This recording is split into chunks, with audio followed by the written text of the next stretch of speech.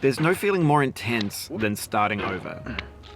If you deleted your homework the day before it was due, as I have, or if you left your wallet at home and you have to go back after spending an hour in the commute. If you won some money at the casino and then put all your winnings on red but it came up black. If you got your best shirt dry cleaned before a wedding and then immediately dropped food on it. If you won an argument with a friend and then later discovered that they just returned to their original view. Starting over is harder than starting up. If you're not ready for that, like if you've already had a bad day, then what you're about to go through might be too much. Feel free to go away and come back. I'll be here. Alright, thanks for coming with me on this trip. I'll understand if you have to take a break at any point. Just find a safe place to stop and quit the game. And don't worry, I'll save your progress, always, even your mistakes. This game is a homage to a free game that came out in 2002, titled Sexy Hiking. The author of that game was Jazuo, a mysterious Czech designer who was known at the time as the father of B games. And B games are rough assemblages of found objects. Designers slap them together very quickly and freely, and they're often too rough and unfriendly to gain much of a following. They're built more for the joy of building them than as polished products.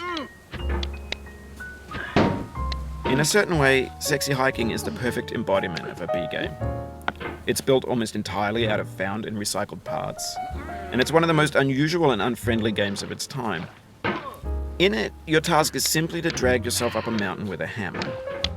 And that act of climbing, in the digital world or in real life, has certain essential properties that give the game its flavor. No amount of forward progress is guaranteed. Some cliffs are too sheer or too slippery. And the player is constantly, unremittingly in danger of falling and losing everything.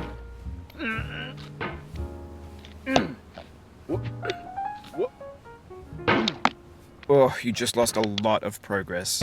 That's a deep frustration, a real punch in the gut.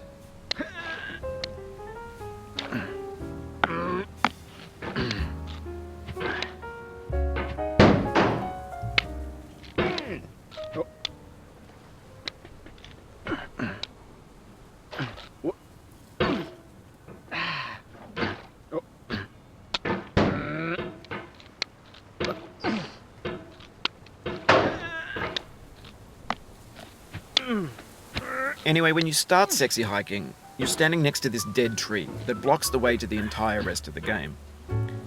It might take you an hour to get over that tree, and a lot of people never got past it.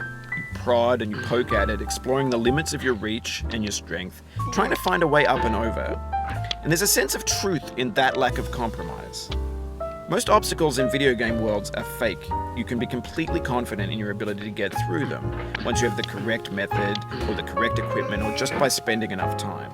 In that sense, every pixelated obstacle in Sexy Hiking is real.